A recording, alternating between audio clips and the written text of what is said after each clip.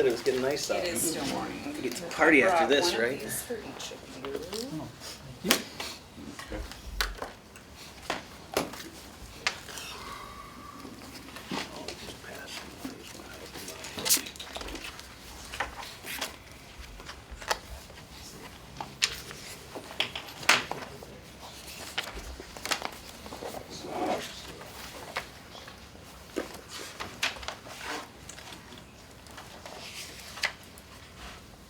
So in there you'll see my references in addition to the ones that are in my application.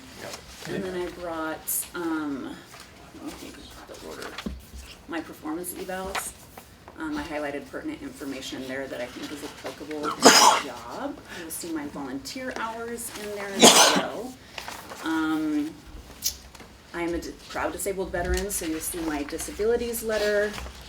I'm missing something else. Oh, my certifications and credentials.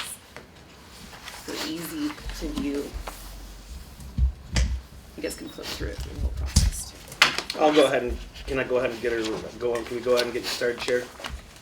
Yeah, we'll start. Go ahead. Well, thank you, Chair, and members again. Let's have this one be as good as the last one. Thank you, Miss Whitney Lewis.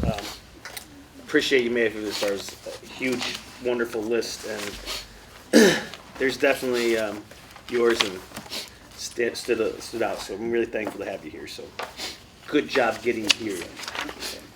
My first question is, what is your motivation for this post, and how do we deal with veteran isolation, aka suicide? That's a great question. So my motivation for this job is to improve it, expand it, and become one of Michigan's best practices for the position. So through the process of researching the position, I've been diving into other agencies across the state. Thankfully, we don't have to recreate the wheel because a lot of amazing agencies already exist. So in the hopes of building this, I'd like to collaborate with those agencies, connect with them about their best practices. I'd like to attend the national conferences about the agency so that I can network with them and again learn best practices, know what's up and coming, know what the current concerns are. As far as suicide goes, and isolation. I have a soft spot in my heart for suicide prevention. You guys will see it in my performance evals as well. That's something I'm trained in, right? Prevention strategies and crisis intervention strategies. In my EPR performance eval, you guys will see that I've responded to active suicidal emergencies and as well as homicidal emergencies as well and de-escalated those situations. When it comes to isolation, I know that our OIF, OEF veterans have the highest rate of suicide over any other demographic. When I'm spending time with the American Legion or even at the veterans meetings that I've attended, I see a lot of older individuals and I feel like we need to hyper-focus on, yes, providing them with services, but also reaching those OIF, OEF veterans that are working 9-to-5s, that are too proud, that have been raised in a military culture that believes that expressing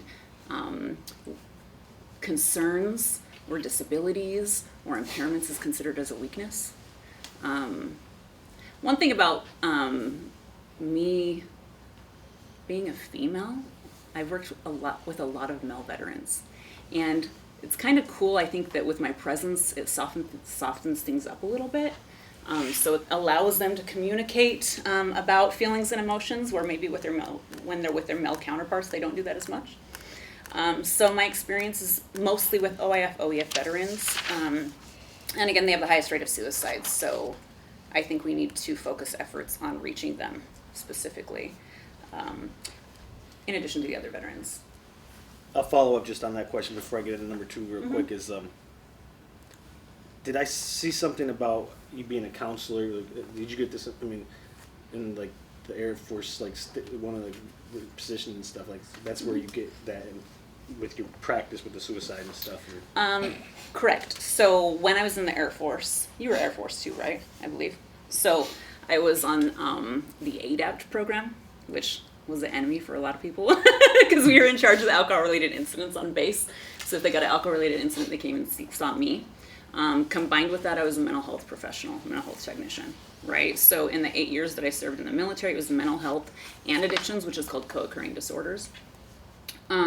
Through that, there's a lot of crisis response, right? So I was part of a crisis response team. When I would deal with suicidal ideation, it was usually people calling in, asking for help, and I'd be the person that they would call. Or they'd, like, there's a code that they would release from the hospital, right? And we'd show up to that location. And I'd stay on the phone with them and talk them down and also coordinate emergency efforts to arrive, and I'd stay on the phone until emergency individuals got there.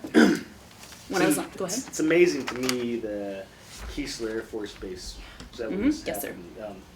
Is the beginning of weather to radar to training, and that they started that position. I'm gonna go to my number 2 question, and what does the position? How do you use the position to be part of the community? That's a great question. So, I'm already part of the community. I'm a resident of Branch County. I live here. I live about a mile away from where we're sitting right now. So I'm already an active member in the community. That's a benefit of living here, right? I also plan to network with local agencies. One of the ideas that I thought of to reach the isolated veterans would be to have a like a resource fair once a year. I could see it in the parking lot here, right? So that's connecting with the local agencies. You guys sitting at this table have connections with local agencies, so that's working together with the Veterans Board to talk about who do you guys have connections with? Can we bring them here to the resource fair for veterans? Can we provide them with free food and giveaways because we like to eat? Just look at Applebee's on Veterans Day, right? We're all there. Maybe I'm at Applebee's on Veterans Day here in Branch County connecting with our vets. Maybe I'm playing bingo like I did last night at the American Legion, working on relationships with individuals, right? Did that answer your question? I believe in relationships. Yes, sir, absolutely. Yeah. Being part of the community, I think, is part of the next level of getting stuff here. So, I agree. my third and final question for me is, how does your position create volunteerism within our office? I love that question too. Great question. I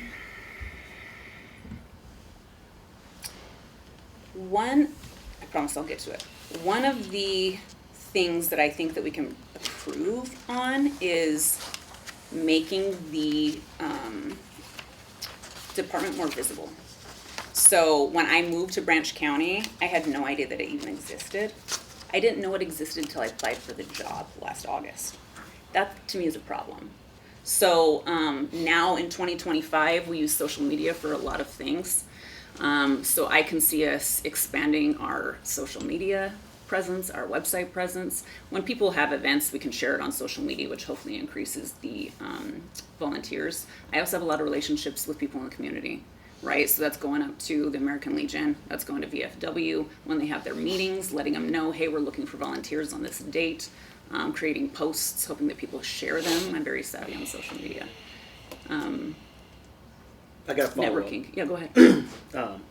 When the community, you're talking about relationships and stuff. Yes, sir.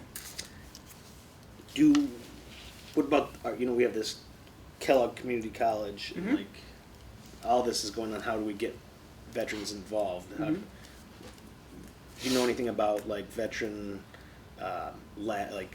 entrepreneur labs, or getting them to school, or like what part of that education that we have here? How does the office work with that, or is it none of our business? It's definitely not none of our business. So I'm a peer, meaning I'm a disabled vet, right?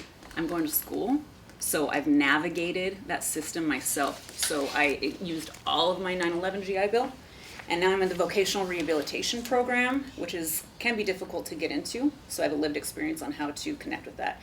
I think for that fair that I was talking about, why don't we have KCC come? They have a veteran representative that works there, right? Western Michigan has a veteran representative that works there. So I don't want to keep it necessarily just with KCC. Like, let's bring in Western, let's bring in Central, and bring in their veteran liaisons.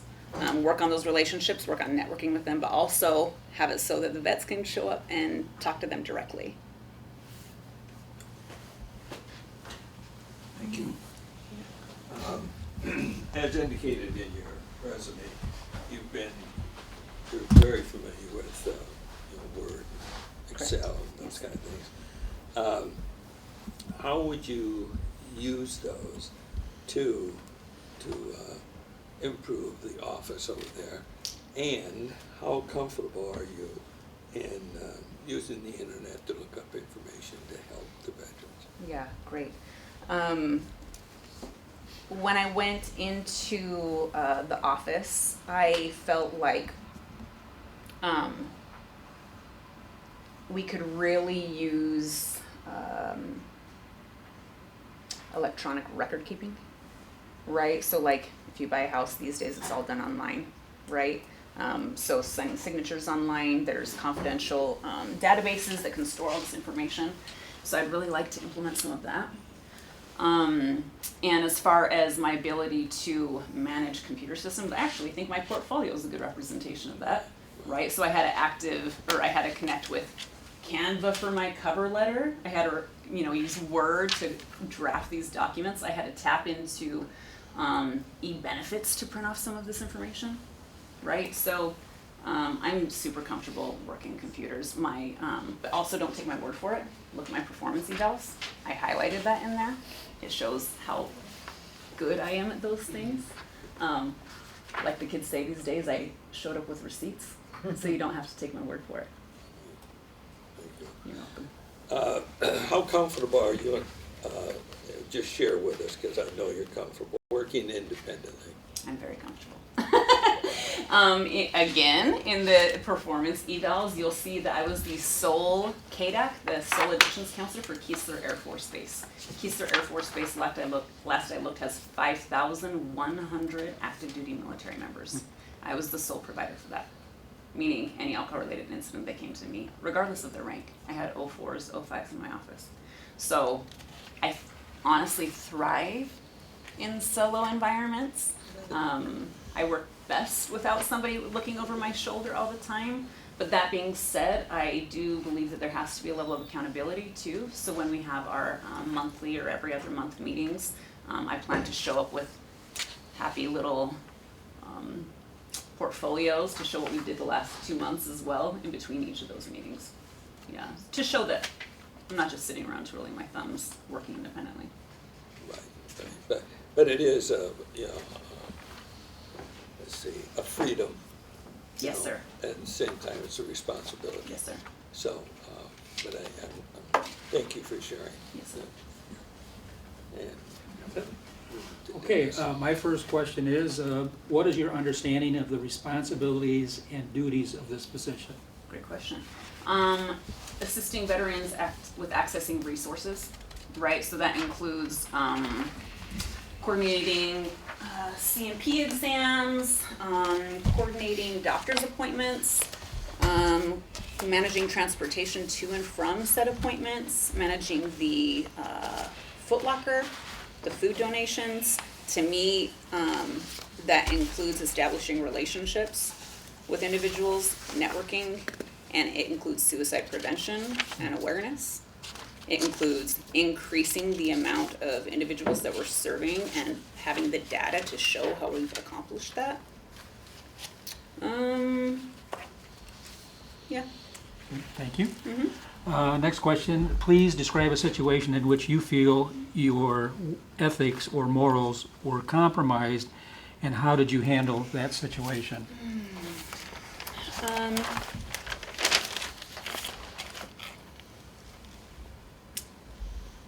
When I was serving on the ACT team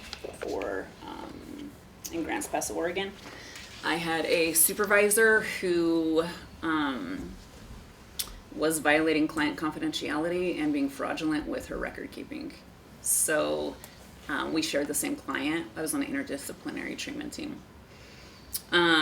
And so I would chart, and it would say that I saw the client and she wasn't taking her medications. I had to confiscate her medications and turn it in. And then the following day, my supervisor would chart, and it would say that she checked all of her medications and she had been taking it. My client had a daughter who was stealing her medications, and my supervisor released the client's medications to the daughter when she came to pick it up at the clinic, right? So what I did first is I went to my supervisor directly and I said, ma'am, I just want to show you the discrepancies between these scenarios. And she didn't do anything about it. And unfortunately, with my credentials, when I'm placed in an ethical situation, I could lose my credentials if I don't speak up about it. So that's in the social work code of ethics, right? So since my supervisor didn't do anything, I had to bring it, we'll say, my chain of command. So I went above her head to her supervisor. Yeah, and then it was addressed. It was uncomfortable, but necessary. Okay, thank you. Describe a situation in which you were asked to complete a project, assignment, or task, and you didn't have the resources to complete it. What did you do? Let me think of a specific time.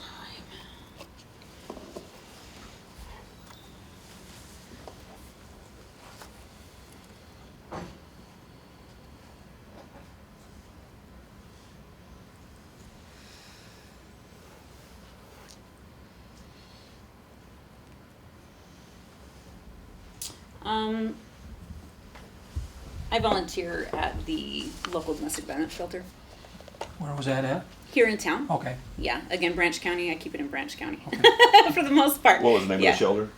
It's the Naomi Davis Oh, house, oh, okay, right? okay. So Shelter house. Kim, Okay. yeah. That's in there. Yeah. So 174 volunteered hours. Correct. For agents. yes, sir. So in the shelter house, if you guys have never been there, Donate there all the time. there's a whole bunch of moms, primarily, with kids that are running around like crazy. And they're trying to, wrangle these children. And these moms have just survived traumatic scenarios, and they've had to uproot their whole lives, and they're in there, right? And so they're managing their kids. But there wasn't anything for, like, self-care. The TV was on all the time with Blue's Clues, 24/7. And so the moms were really frazzled. And I felt like it was important to create a space where the moms could decompress and to focus on self-care. So I was talking to them. All they wanted was books to read that were not children's books. But I don't have the funds to go out and buy a whole bunch of books. So I tapped into, this was done on social media, actually. I tapped into my resources with the connections that I had from owning a business in the local community. And everybody worked together to bring a bunch of books, right? So we just collected a bunch of our favorite books and we donated them. So I didn't do that by myself. I coordinated it. It was pretty cool. Very nice. Thank you, sir. Where do you see yourself 5 years from now? 5 years from now, I see myself working for you guys in an expanded Veterans Service office. Hopefully that includes more staff, but I can't advocate, in my opinion. I can't justify advocating for more staff until I earn it, until I show that we're capable of expanding. So in 5 years, I hope to work for you guys on a team that's well established and considered one of the best practices in the state of Michigan.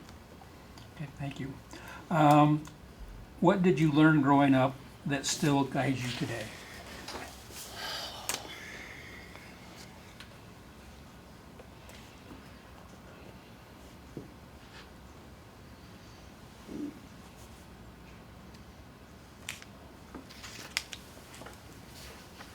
So I grew up in not a healthy environment.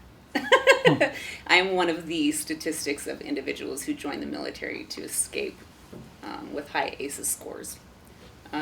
That's me.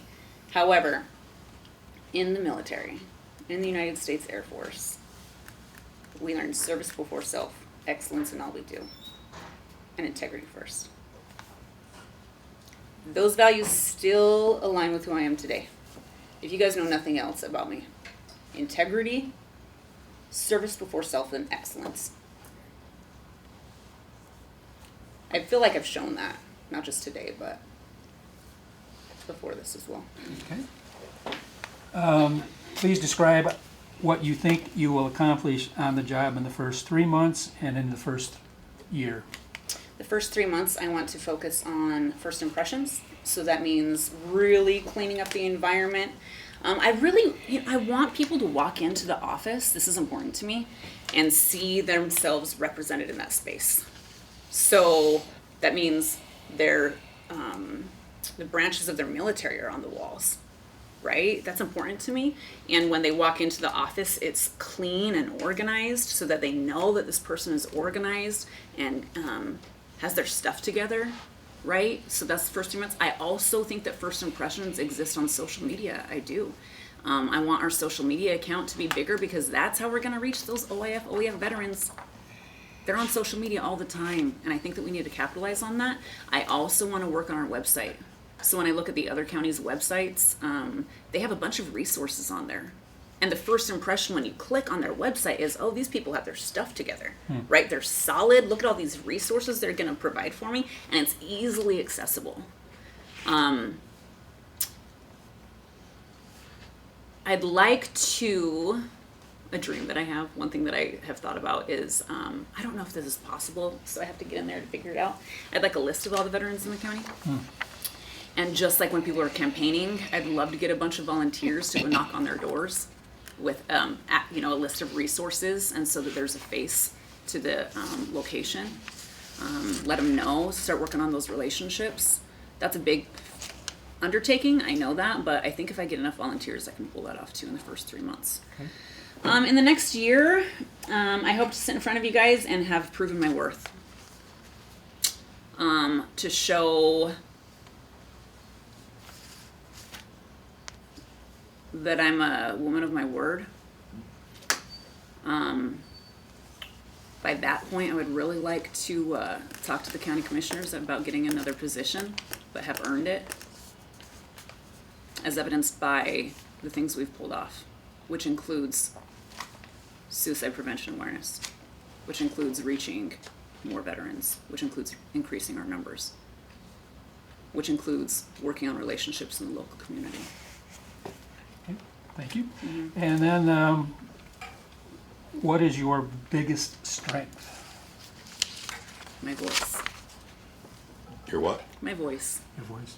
Yes, sir. My ability to speak up, my ability to communicate effectively, no matter who I'm talking to. When I was in the Air Force, I told you guys I would interview 04s. I was an E3. Can you imagine that? That's a true story. So I'm sitting here talking to people who outrank me, right? And telling them that, hey, your flight status has to get taken away.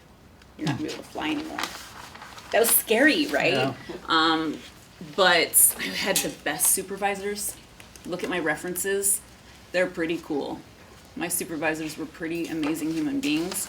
And they raised me to have a voice and to speak up in ways that people don't get defensive and in intimidating situations. Thank you. And then, kind of along with that one, what do you consider to be your biggest weakness? I take on too much. So I don't sit still. I have a hard time just being quiet and not doing anything and not fidgeting and not doing stuff. So I'm the person that'll take on a lot and then sometimes be like, oh my gosh, how am I going to pull all this off? Yeah. So in those times, I know that that's when I need to lean on others for support and communicate that. Communicating that I need support can sometimes be tricky for me, but it's something that I'm working on.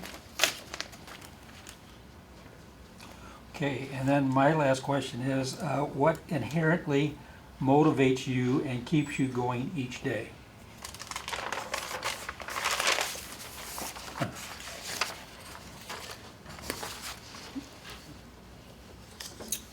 My kids, my husband. Be called family.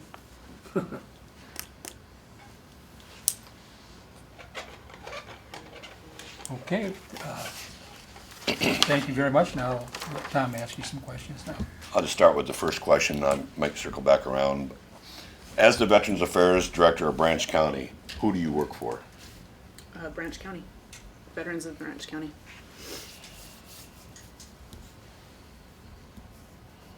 First and foremost.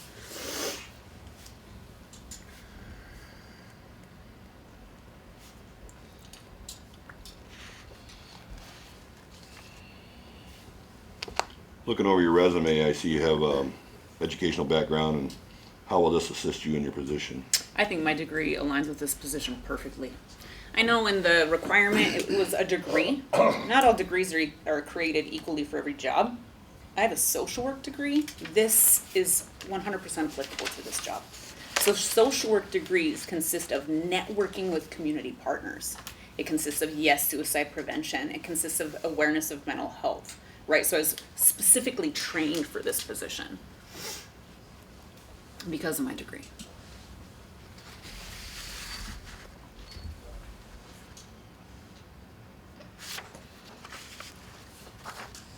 I'm going to skip over to this one and ask her that one, okay? That's one of your questions. Is that all right? Yeah, go ahead, yeah, you ask it, sure. What would be your availability outside of normal business hours? I'm Keeping in mind this is perceived as a 9-to-5 job and is far from that. right. So I was actually, it's kind of circling back to the 3-month thing. I don't know if it's possible, but I think it would be cool to have some hours that are later on in the day, not just 9 to 5. Like maybe we start with 1 day a week where it's more evening hours. That way I could go connect with local agencies, right? Because like the American Legion opens at what, 2 or 3 or 4, right? 4. So everybody's there in the evening, and they hold their meetings in the evenings. Also, reaching those OEF vets, they got 9 to 5s too. So coming into the office when they have to like go during their lunch break and stuff, I think it would be cool to have the hours outside of that.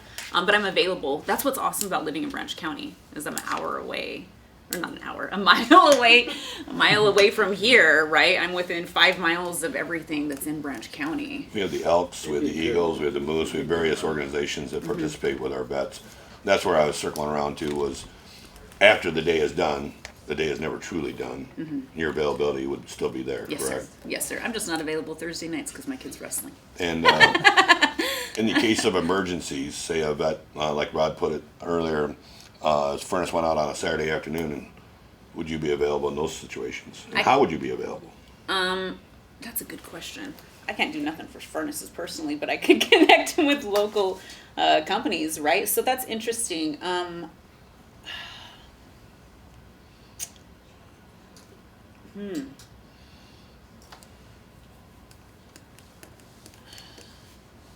I can't say that I'd be available 24/7, right? But if there's a true emergency, then there has to be a way for people to reach me. And I'm open to discussing what that looks like for sure. Do they have a cell phone? Go ahead. Chair, can I just clearing? What? I think I want to clear. I want to clear. I think what is like,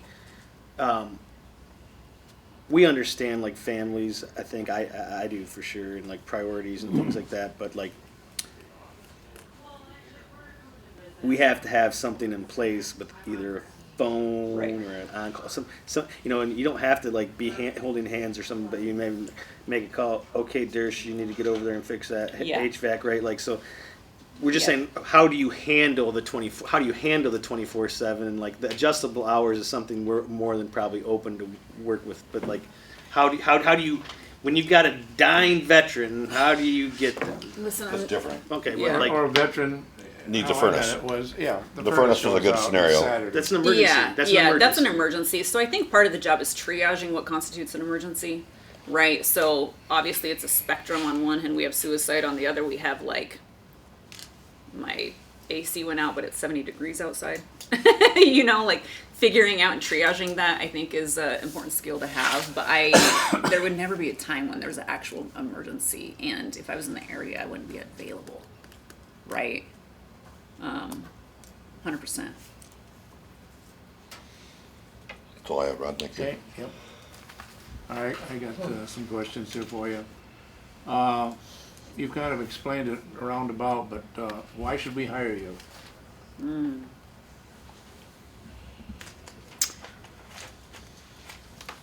still stand firm that I'm the best person for this position. Out of all the other applicants, I don't believe they started fighting for this job in August. And I did. And I'm still here. And I'm still showing up. I believe I'm perfectly qualified for the position. I know some people might say that I'm overqualified, and that might be true. But you asked me what my 5-year plan was, and that's to have the best practice and to be the director with a team of 3. That would be the dream scenario, and I'm perfectly qualified for that. My degree aligns with this position. I'm used to working in the community and networking with people here.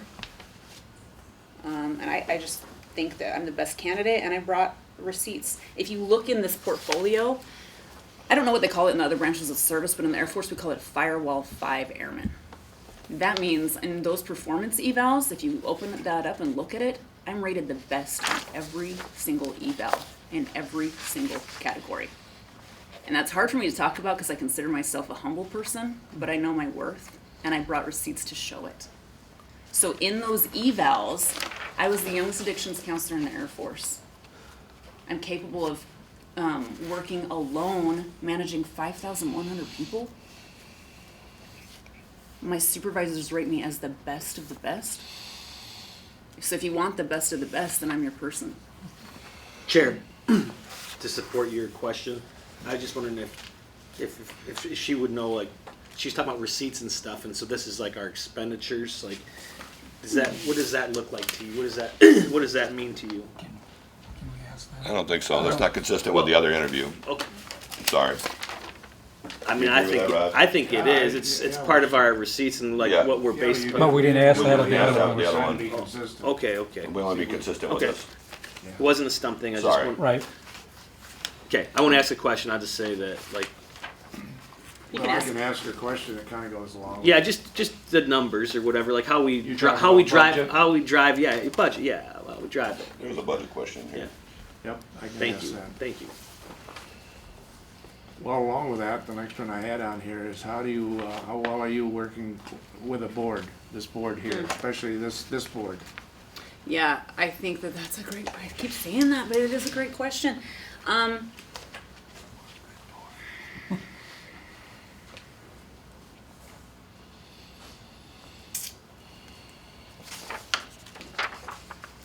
I kind of want to address the elephant in the room, if you guys will allow me to do so. That's what you're here for. Yeah, well, I'm here to get the job. Yeah. If you're here to convince us you should get the job. Yes, Yep, sir. yep. Yes, sir. So I know that I'm sitting in front of people that might be frustrated with me based off of me speaking up about the importance of adhering to the Open Meetings Act. Right? And I still stand by it.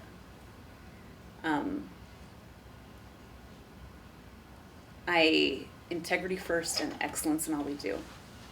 Right? So I live by integrity and I strive for excellence, and that's a big expectation for other people, expecting excellence, right? But I think when I sat in on the meeting Tuesday and I heard everybody talking about we need to make sure that we're adhering to the Open Meetings Act, that was a beautiful thing. I feel good about that.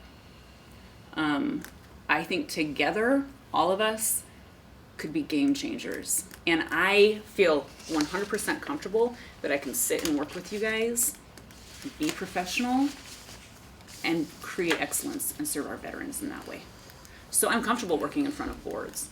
I love collaborating. When I served on the Assertive Community Treatment Program, it's an interdisciplinary team. So there's 13 people collaborating every single morning on what we're gonna do. I'm used to it.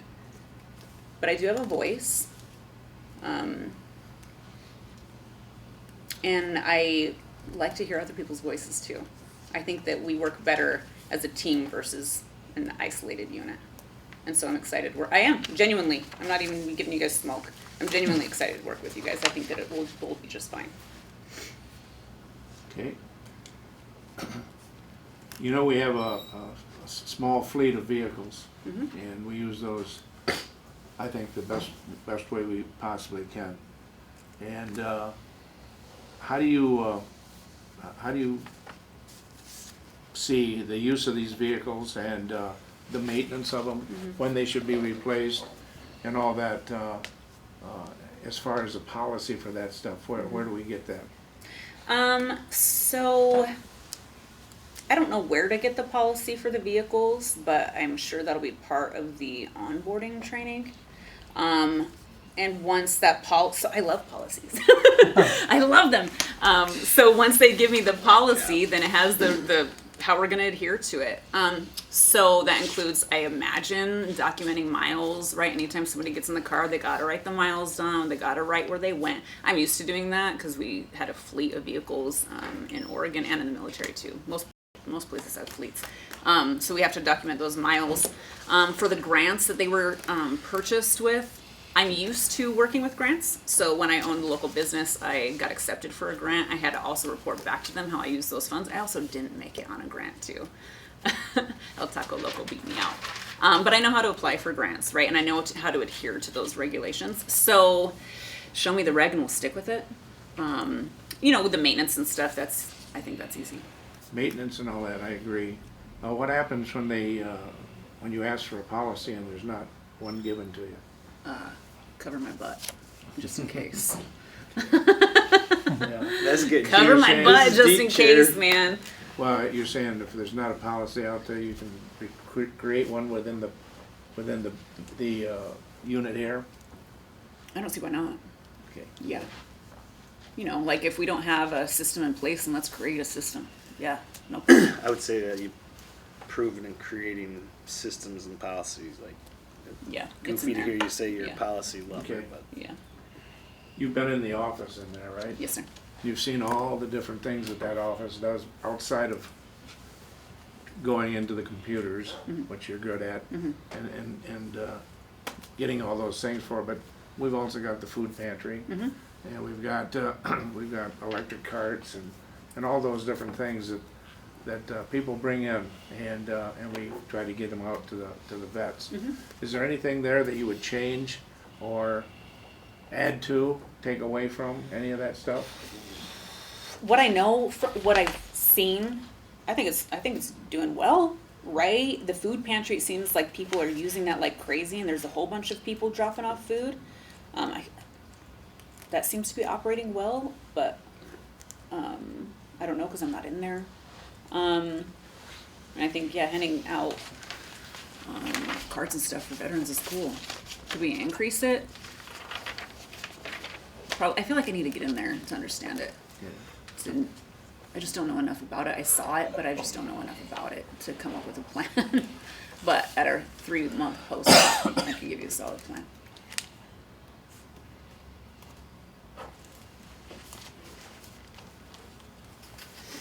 Oh, let's see here. I think that was it for me. Did you have one? Did we ask that one? Dennis, did you ask that question?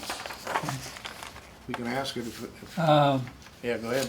Okay, and why do you want to work in this position? So, It's almost like the higher thing, so, but anyway. Yeah, I want to make sure Yeah. we were no, consistent. Yeah. good question. yeah.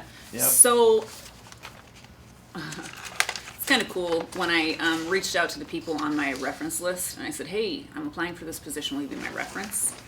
A lot of them said, that's a perfect job for you. Why? Because I've been saying for years, I went back to school so I could work with vets. I love vets. I'm a vet. My family's filled with vets. My husband's a vet, right? I love vets. I want to work with vets. Some people are like, oh, she's qualified. She can go somewhere else. Somewhere else isn't working with vets, right? So if I could wave a magic wand and have my dream job, it's working with vets. Bonus points. There's one in Branch County I didn't know existed. I thought I was going to have to go to Battle Creek or Lansing or wherever to work with vets, but I can serve the vets right here in Branch County. That's a dream scenario for me.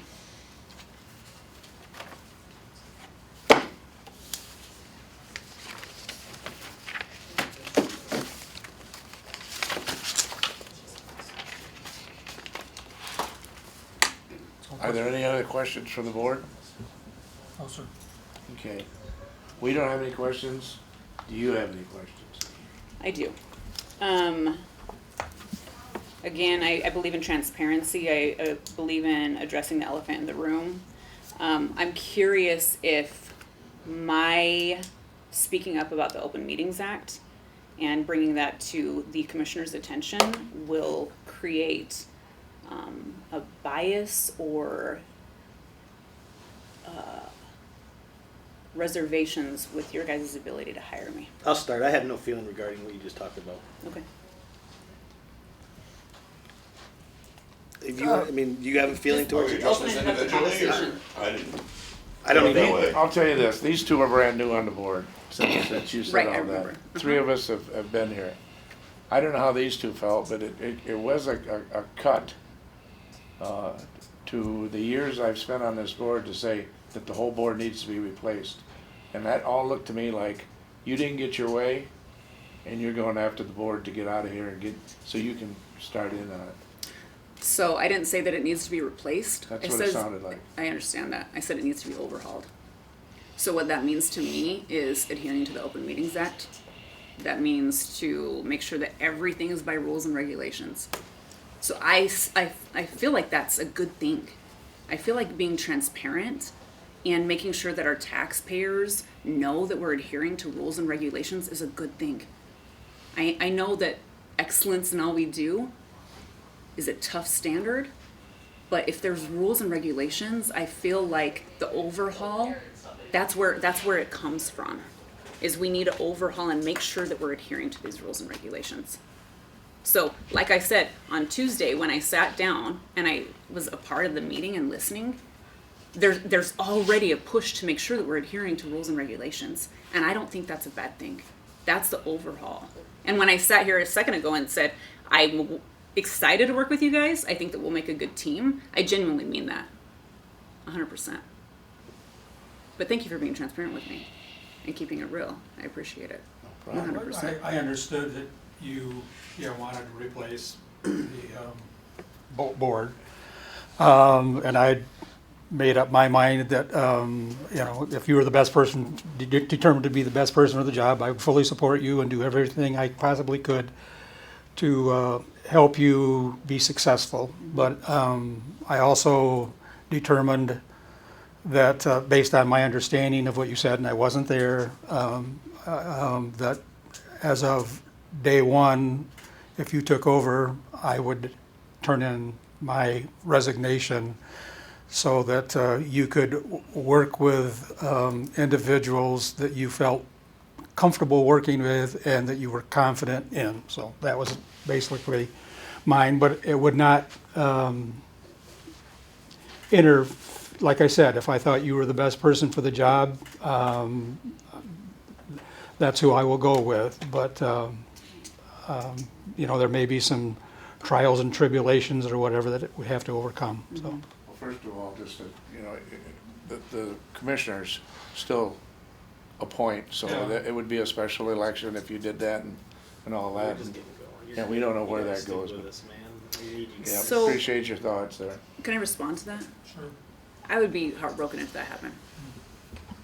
So, I don't feel that there would be this big challenge that we'd have to overcome on my end. And I agree with you that I feel like the most qualified candidate is what's best for our veterans. And I said from the very beginning, if there's a more qualified candidate than me, then I support the veteran board's decision. And I still say that today. If I leave here and I don't get this job and somebody else does because they're more qualified than me, then that's great. 100%. So, again, I appreciate your transparency. Yeah. Any other questions? Did you have any more questions, Whitney? I don't. I appreciate you guys. Yeah, and I appreciate you allowing me to sit here in front of you today. And you guys just being totally honest with me and talking about the elephant in the room and airing it out and allowing me to prove my worth to you guys again. I just ask that you pick the best person for the job. Okay. Yeah? Thank you very much, All right. appreciate it. Thanks, guys. Yeah. You have a great Thank day. you. Thank you.